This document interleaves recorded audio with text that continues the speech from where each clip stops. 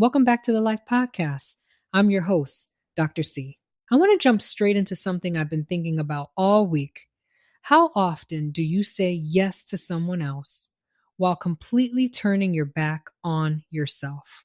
We treat showing up for ourselves like it's a bubble bath or a weekend off. But real self-care, it's usually uncomfortable.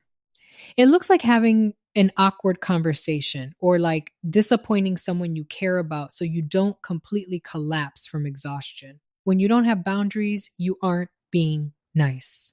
You're just outsourcing your peace to keep everyone else comfortable.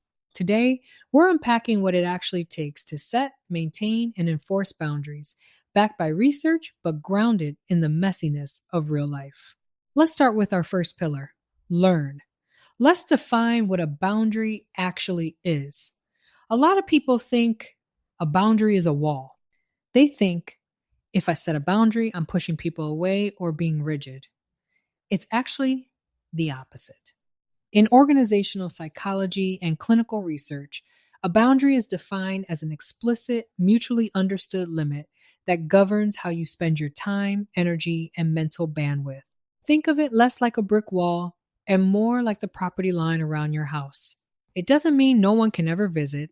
It just means there's a front door, and you decide who comes in and when. Now, why do we need them? When you look at the World Health Organization's framework on workplace burnout or the job demands resources model in research, burnout doesn't happen because people are weak. It happens when demands consistently outpace resources without recovery time. And here's the biological reality. When you let your limits get breached repeatedly, your brain stays in a state of low-grade chronic threat. Your cortisol sits high. You start experiencing emotional exhaustion and eventually depersonalization, where you just numb out because you have nothing left to give. When you look at Edward Deci and Richard Ryan's work on self-determination theory, human well-being relies heavily on autonomy, the feeling that you actually have agency over your own life. Without boundaries, your locus of control shifts entirely outside of you. You're just reacting to everyone else's urgency. Here's where it gets hard. Because on paper, setting boundaries sounds great, but when you actually go to do it, your stomach knots up. Why? Because boundary setting requires a trade-off. You are trading short-term discomfort for long-term peace. If you've spent years being the reliable person, the go-to, the people pleaser, setting a boundary feels dangerous. Your brain interprets potential conflict as a threat to your relationships. So here's the shift you have to make. Clear is kind. Unclear is cruel. When you don't set a clear boundary, you don't magically feel fine about overcommitting. What actually happens? You show up resentful. You snap at your family. You do a rush job on a project. You build silent grudges against people who don't even know they breached a line because you never told them where the line was. Protecting your energy isn't selfish. It's accountability. You cannot run high-level output on an empty engine. So how do we move this out of theory and into your actual day-to-day life? You don't need a 20-page journal exercise to figure out where you need boundaries. Just ask yourself one question. Where am I feeling resentful right now? Resentment is almost always the signal that an unexpressed boundary was crossed. Is it that late-night work text? Is it the friend who only calls when they need to vent? Map those friction points across your physical, emotional, and occupational life. When we set a boundary, our instinct is to over-explain. We give 3 excuses, apologize twice, and practically ask for permission. Don't do that. Over-explaining signals to the other person that your boundary is open for negotiation. Use a direct, low defensiveness structure. I want to be fully present when we talk, but I'm running on empty tonight. Let's catch up tomorrow afternoon. Notice what's missing? No lying, no dramatic excuses, no "I'm so sorry." Just simple, respectful facts.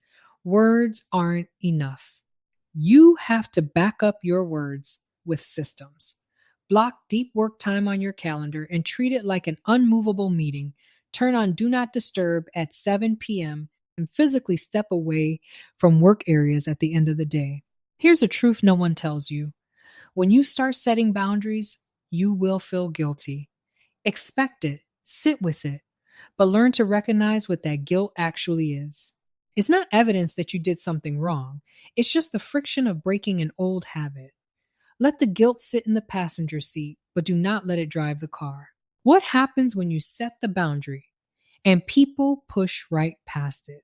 Because they will, especially if they were used to you always saying yes. Behavioral psychology shows us that when you change a rule, people test it.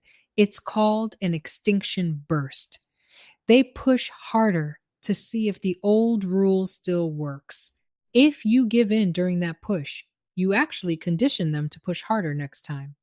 Here is how you hold the standard. A boundary without an outcome is just a wish. You need to define what you will do if the limit isn't respected. If this meeting runs past 5 p.m., I will need to drop off the call to handle my personal commitments. If we can't talk about this without raising voices, I'm going to take a 15-minute break and come back when we're calm. Notice, you aren't controlling their behavior. You are controlling your action in response to theirs.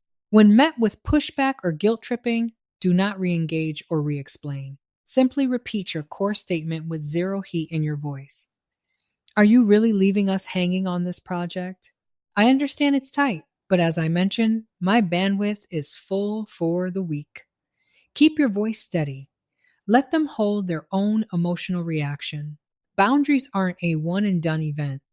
They are a daily practice of deciding that your well-being matters just as much as everyone else's priorities. Here is your challenge for this week.